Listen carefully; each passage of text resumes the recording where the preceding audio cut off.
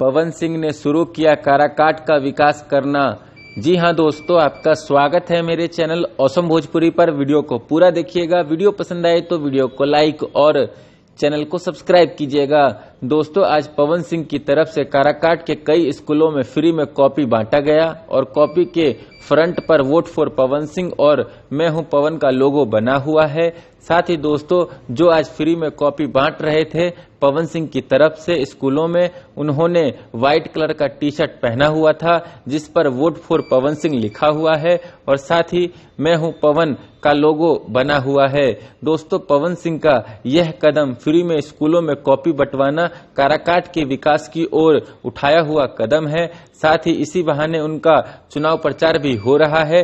एक तरह से दोस्तों, यह कहना गलत नहीं होगा कि पवन सिंह ने काराकाट का विकास करना शुरू कर दिया है, क्योंकि दोस्तों बढ़ेगा काराकाट तभी तो आगे बढ़ेगा काराकाट। दोस्तों, आप लोगों को ये वीडियो कैसा लगा कमेंट करके जरूर बताइएगा। फिर मिलते हैं किसी नए वीडियो में। वीडियो पसंद आए तो वीडियो को लाइक और चैनल को सब्सक्राइब कीजिएगा।